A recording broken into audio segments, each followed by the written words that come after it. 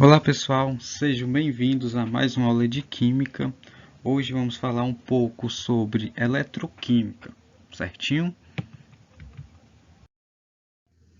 Então, para iniciar nossa aula, nada melhor do que fazer aqui alguns questionamentos para vocês. Então nós temos aqui como a eletroquímica está presente no nosso cotidiano. Para isso, vou colocar aqui alguns exemplos onde está presente o processo de eletroquímica, tá certo? Então, a eletroquímica ela pode estar presente, ela está ali presente nas baterias, baterias de carro, de moto, está presente nos controles, controles remotos, controles de abrir portão, nas calculadoras, nos rádios a pilha, nos relógios e despertadores, vai estar ali presente também nos computadores, notebooks, netbooks, nos aparelhos auditivos, nos brinquedos eletrônicos, em alguns robozinhos, aqueles brinquedos eletrônicos.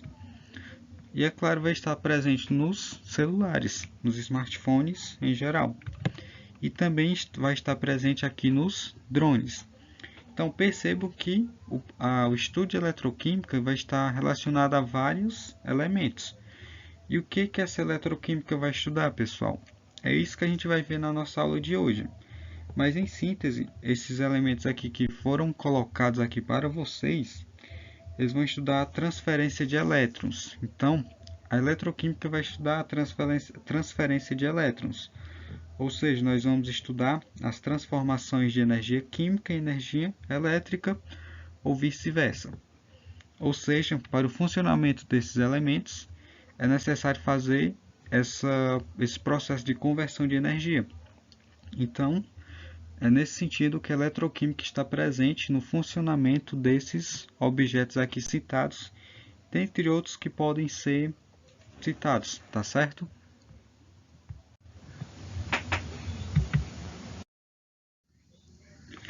Então, é necessário a gente saber o que nós vamos aprender na nossa aula de hoje. Então, o que a gente vai ver? Nós vamos entender o que é eletroquímica, vamos estudar oxidação e redução, vamos estudar as pilhas e, por último, vamos estudar a pilha de Daniell, certo? Então, primeiramente, vamos entender o que é eletroquímica, né, pessoal? A gente vê a variedade de objetos, né, que estão ali presentes na eletroquímica, que seu funcionamento depende de eletroquímica, mas nós temos que entender o que é eletroquímica, né, o que ela vai estudar. Então, eletroquímica, em síntese, né, vai ser o estudo da transferência de elétrons, com o objetivo de converter energia química em energia elétrica ou vice-versa, certo?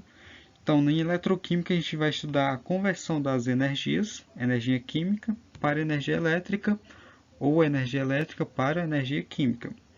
Nós vamos estudar também, entender, né?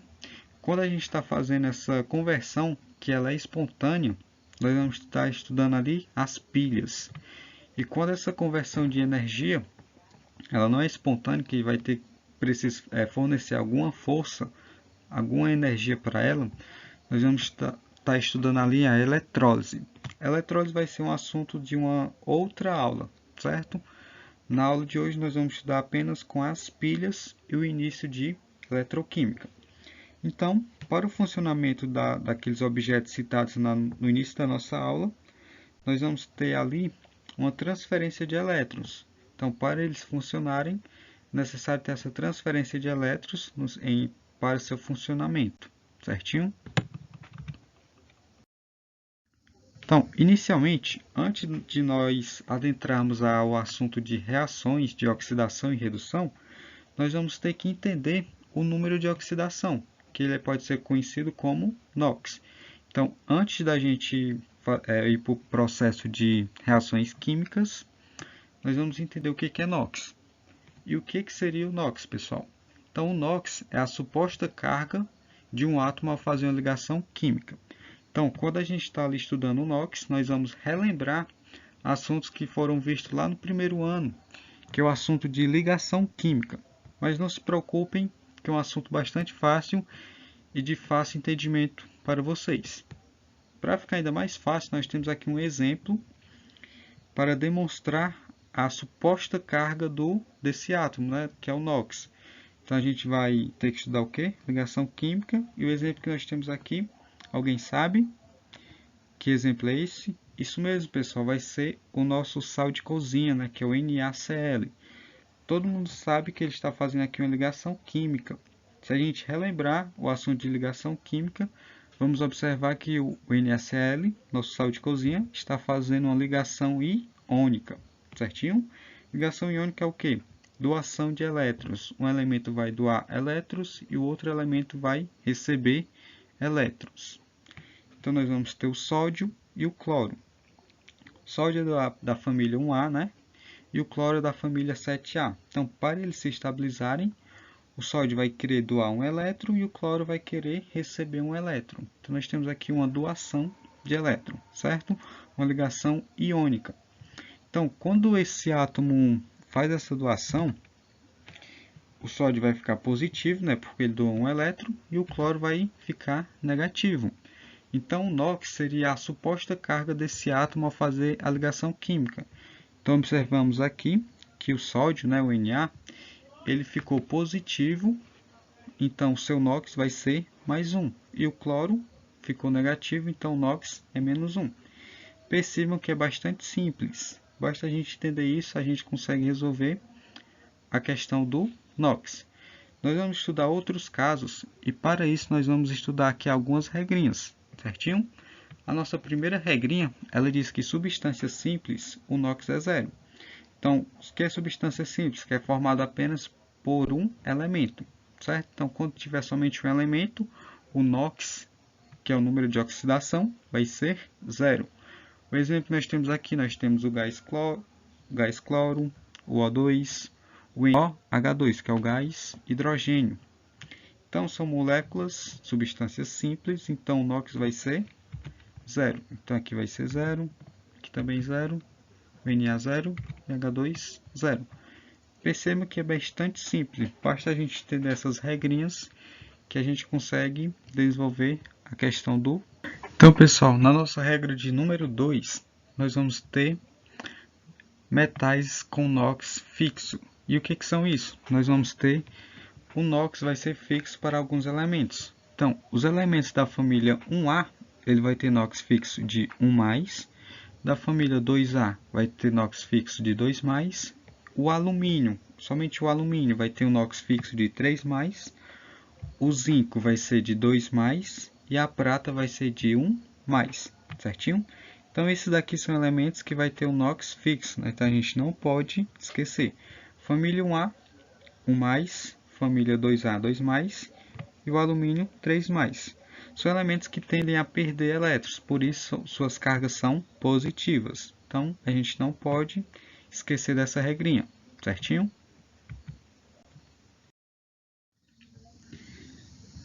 Na nossa terceira regra, ela vai ser a respeito do hidrogênio. Então, o hidrogênio ele vai assumir ali algumas cargas. Pode ser positivo ou pode ser negativo. O que é mais comum? É mais comum que o hidrogênio ele tenha uma carga, ou seja, o NOx dele seja 1+. E é menos comum disso acontecer que ele seja menos 1. Isso só vai acontecer quando o hidrogênio está ligado a um metal, certo? Então, quando tiver hidrogênio ligado a metal, o seu NOx vai ser menos 1, 1 negativo, certinho? A nossa quarta regra, pessoal, ela vai falar a respeito do oxigênio. Então, o oxigênio também pode ter ali um NOx variável. O que é mais comum para o oxigênio? Como ele está ali na família 6A, é mais fácil para ele receber 2 elétrons para ficar estável. Então, o NOx mais comum do oxigênio vai ser menos 2, ou seja, 2 negativo. E o que é menos comum? O que pode acontecer quando a gente está trabalhando com NOx? Ele pode apresentar mais 1, né? Ou menos meio. Ixi, e agora, né? Como é que eu vou entender? O que eu vou utilizar? Se eu coloco menos 2, mais 1 ou menos meio. Então, pessoal, o que é mais comum? Vai ser mais comum para o oxigênio apresentar o NOx menos 2. Ele só pode, a gente pode suspeitar dele ser mais 1 ou menos meio quando ele estiver formando compostos binários. E o que são compostos binários? que é formado pelo oxigênio, ou outro elemento, certo? Binário vem de 2. Então, o oxigênio pode estar formando com elementos da família 1A, 2A ou com hidrogênio. Quando ele estiver formando com esses elementos aqui, nós vamos suspeitar que ele possa assumir a carga de 1 mais ou menos meio. Mas o mais comum, que nós vamos mais ver, mais observar, é o oxigênio formando o NOx menos 2, tá certo? A nossa quinta regra vai ser dos calcogênios e dos halogênios, que são elementos calcogênios, todo mundo sabe, né, da família 6A, e halogênios são da família 7A. Então, quando ele tiver sem oxigênio, na família 6A, a tendência do NOx é ser menos 2, e na família 7A a tendência vai ser menos 1, certo? Agora, na nossa sexta regra, nós vamos ter o quê? Que a soma dos NOx em um elemento composto é neutro, é igual a zero. Então, a soma dos NOx em um composto neutro vai ser igual a zero. Então, quando a gente tem ali um elemento neutro, o NOx a gente vai igualar a zero. Para ficar fácil, nós vamos observar aqui, relembrar o exemplo que a gente fez com o nosso sal de cozinha, que é o NaCl. Então, nós temos aqui um composto neutro, né, que não apresenta carga. Então, nós vamos ter que igualar a zero. Então, quando a gente fizer a soma das cargas, tem que dar zero. Foi o que a gente observou, né? Nós temos aqui o sódio mais 1 e o cloro menos 1. Se a gente somar essas duas cargas aqui, né, pessoal, vai dar zero. Mais 1 com menos 1 vai ser 0, certinho? Outro exemplo que nós temos aqui embaixo vai ser K2S. Nós vamos saber o elemento do potássio, né, o NOx do potássio, mas a gente não vai saber o NOx do enxofre. O potássio, ele está ali na família 1A, então se elementos da família 1A vai ter NOx igual a 1+. O enxofre, como a gente não sabe quanto vale o enxofre, a gente vai chamar de X. Então, o númerozinho que tiver aqui a gente vai multiplicar pela carga, certinho? Como a gente vai ter 2 potássio, então a gente vai ter que multiplicar os 2 do potássio aqui, né? São 2 elementos de potássio por 1. Então, 2 vezes mais 1 vai ser 2, mais 2, certo? Então, a gente vai pegar 2 mais X, porque é o enxofre, e vamos igualar a 0, certinho? Deu para entender aqui? 2, porque eu multipliquei a carga, né? Mais X, que é o enxofre, igualei a 0. Então, se a gente trazer o X, deixar aqui o X, então o X vai ser igual a menos 2, para poder igualar a 0. Deu para entender? Foi igual a que a gente tem sinais opostos, né? A gente corta para poder igualar a 0. Então, se de um lado eu tenho 2 positivo, do outro lado eu tinha que ter 2 negativo para igualar a 0, que é o que diz a nossa sexta regrinha. Então, o NOx do potássio ia ser mais 1 e o NOx do enxofre ia ser menos 2, para poder igualar e dar uma carga 0, certinho? Então, a regra de número 6 vai ser uma das mais importantes, que é o que a gente vai mais trabalhar quando a gente está calculando ali o NOx, tá certo? A nossa sétima regra vai ser a respeito dos íons. Então, quando a gente tiver íon monoatômico, o NOx vai ser igual à carga. Monoatômico é um íon que só tem um elemento, certo? Então, quando a gente tem um íon monoatômico, o NOx vai ser igual à carga. Então, se a gente tivesse o íon aqui Na, o NOx dele, né? A gente já sabe que vai ser mais 1. E o cloro vai ser menos 1. Na doa o elétron e o cloro recebe esse elétron. Então, quem doa fica positivo, quem recebe fica negativo. Então, o Na vai ser 1+ e o cloro 1-, certinho? O íon poliatômico, a gente vai ter que fazer a soma dos NOx, vai ser igual à carga do íon, certo? Para isso, a gente vai resolver aqui um exemplo aqui embaixo. Então, a gente vai igualar, em vez de igualar a 0, a gente vai igualar a carga desse íon. Então, o exemplo que nós temos aqui é SO4 2-. Então, o enxofre, a gente não sabe o NOx dele. então a gente vai chamar de X. E do oxigênio a gente pode ter certeza que nós vamos utilizar o 2-. Então a carga do oxigênio aqui vai ser 2-.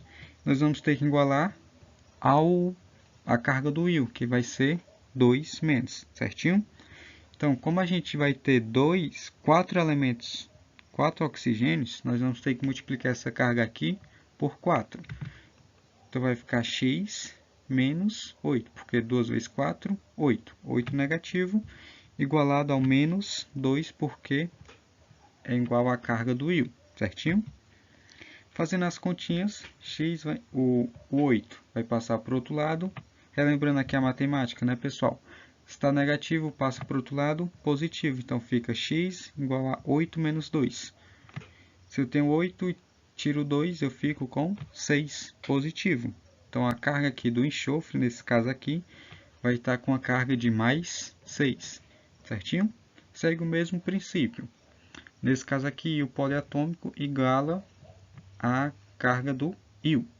Nossa oitava regra, nós temos aqui alguns metais com NOx variável, certo? Então, nós vamos ter que observar esses metais aqui, que eles vão apresentar NOx variável, certinho? Pessoal, o ferro, cobalto e o níquel, eles podem apresentar o NOx 2+ ou 3+. O cobre com mercúrio, eles podem apresentar NOx de 1+ ou 2+. O ouro, ele pode apresentar NOx 1+ ou 3+. O estânio e o chumbo, eles podem apresentar NOx 2+ ou 4+. A dica que eu dou aqui para vocês, quando esses elementos estiverem em algum composto, é que a gente não pode começar por eles. Vamos começar pelos elementos que a gente já conhece, certo? Porque os elementos eles podem ter NOx, eles têm NOx variável. Então, para a gente não se confundir, a gente sempre vai começar por os elementos que a gente já sabe o NOx ali certinho, tá certo? Então, essas daqui foram as regras para a gente entender sobre os NOx. Agora, nós vamos adentrar no processo de oxidação e redução, certinho? Já entendemos o que é NOx, agora a gente vai estudar oxidação e redução e observar as reações que vão envolver esse processo. Primeiramente, nós temos o que é oxidação, que é o quê? A perda de elétrons, ou seja, a gente vai perder elétrons. Quando a gente perde elétrons, a gente vai aumentar o NOx. E a redução vai ser o contrário, né? Vai ser o ganho de elétrons, ou seja, a diminuição do NOx. Para a gente entender, nós vamos observar aqui essa reação. Nós temos o zinco 0, temos aqui uma reação, o zinco 0 está indo para zinco 2+, então ele perdeu o quê? Elétrons. O zinco estava 0, perdeu 2 elétrons, então ele oxidou. Outro exemplo aqui nós temos alumínio, está de 3+, mais 3 elétrons, ele foi para alumínio 0. Então ele ganhou elétrons, então ele reduziu. Observem aqui o seguinte, o zinco, ele estava zinco 0, ele passou a zinco 2+ com 2 elétrons. Ele fez o quê? Perdeu elétrons. Aqui no outro exemplo da outra reação, nós temos alumínio, ele estava 3+, tinha 3 elétrons e foi para alumínio 0. Então ele ganhou elétrons. Uma forma da gente entender essas reações é que antes da setinha, se tiver elétrons, ele vai estar ganhando elétrons, então ele vai estar reduzindo. Se não tiver elétrons, ele está oxidando, certinho? Então é basicamente isso, oxidação, perda de elétrons, aumenta o NOx. Redução, ganho de elétrons, vai diminuir o NOx. Que é isso que acontece nos elementos, nos objetos que a gente viu lá no início da aula. Esse objeto vai ter ali uma transferência de elétrons, ou seja, eles estão fazendo ali reações químicas, né, para que eles possam funcionar. Que é o exemplo das baterias, das pilhas e outros materiais, certinho? Então, pessoal, ainda falando de oxidação e redução, nós temos aqui várias cargas, né? Nós temos aqui uma carga de mais 7, mais 6, mais 5, mais 4, mais 3, mais 2, mais 1, 0. menos 1, menos 2, menos 3, menos 4, menos 5, menos 6, menos 7. É como se a gente tivesse aqui uma reta numérica, certinho? Então, quando a gente está indo do positivo para o negativo, o que a gente vai ter? Nós vamos estar ganhando elétrons. Se eu estou ganhando elétrons, eu vou estar reduzindo, certo? Então, lembrem-se disso. Do positivo para o negativo, eu estou ganhando elétrons, então eu estou reduzindo. E ao contrário, né? Se eu pegar aqui do negativo para o positivo, eu vou estar perdendo elétrons, ou seja, eu vou estar oxidando. Então, de uma forma simples, em síntese, nós vamos ter o quê? Quando eu estou ganhando elétrons, eu estou reduzindo. Quando eu estou perdendo elétrons, eu estou oxidando, certo?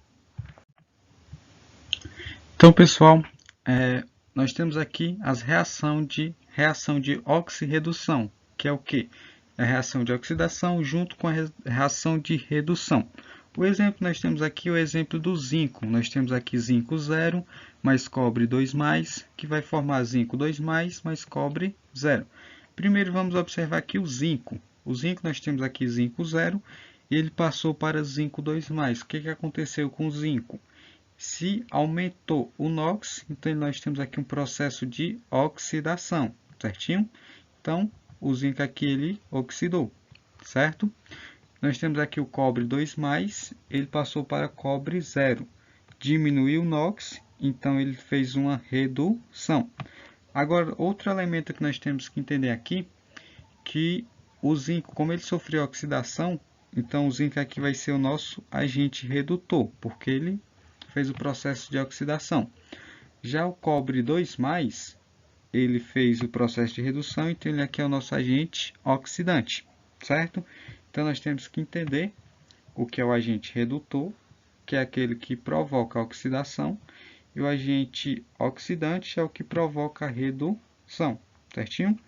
Entendendo isso, a gente entende o processo de reação de oxirredução, que é quando a gente tem uma redução junto com oxidação.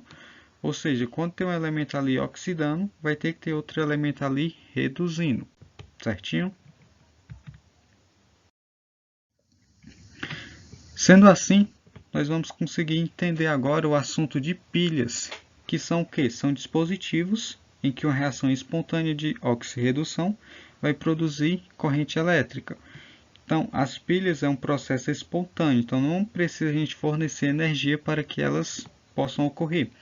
E para que elas ocorram, nós vamos ter uma reação ali espontânea que vai ser através de uma reação de oxirredução que vai resultar ali em uma corrente elétrica, tá certo? Então, pilhas é basicamente isso.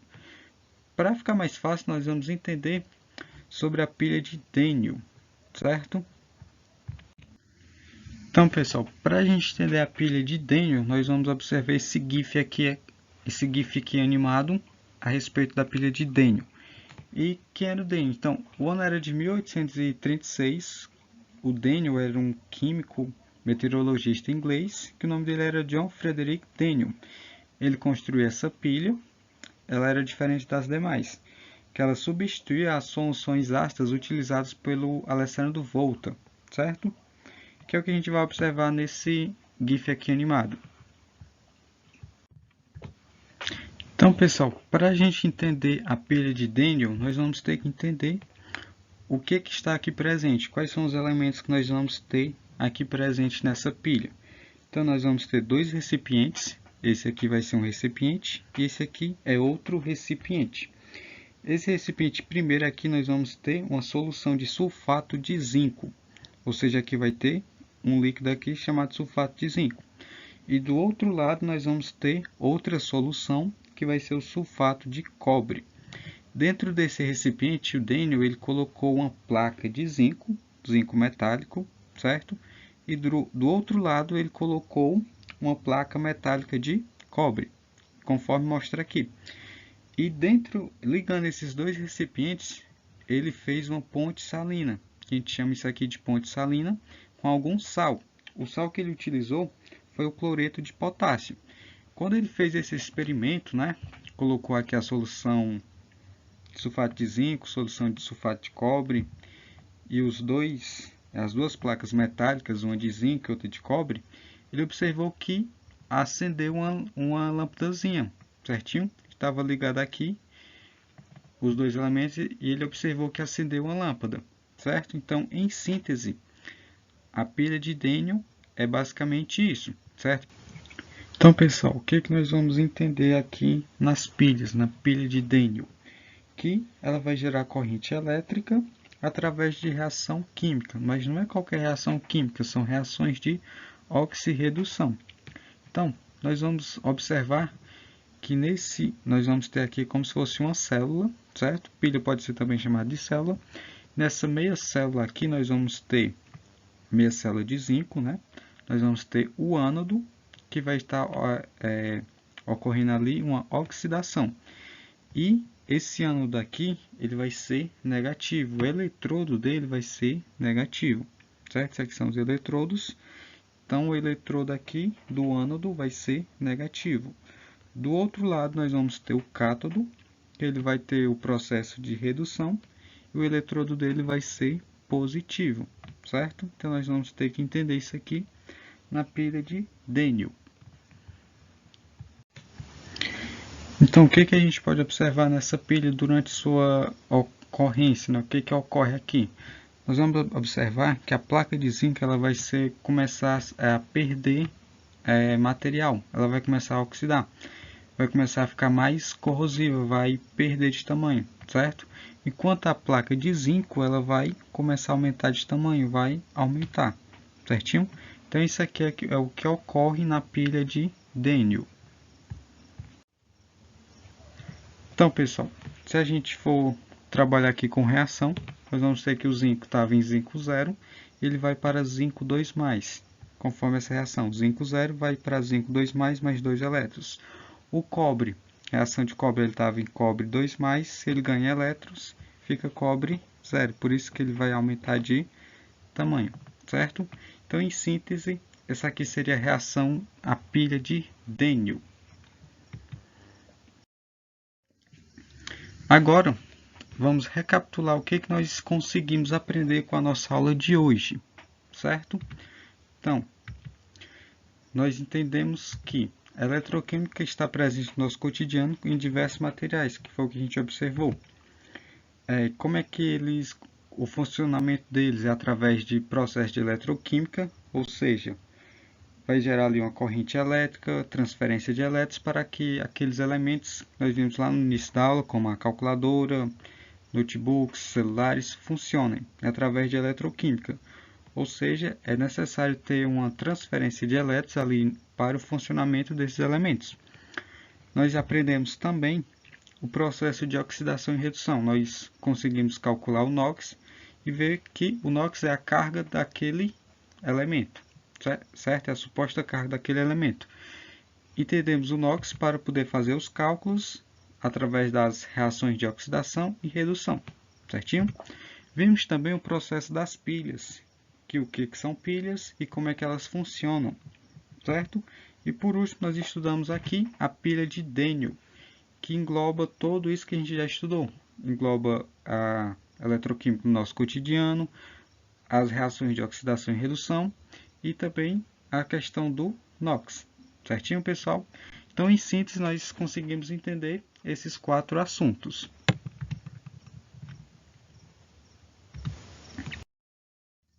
Essa aqui foi a literatura utilizada na nossa aula. Foi os livros do Canto, da Marta Reis e do Uns Perco. Certinho?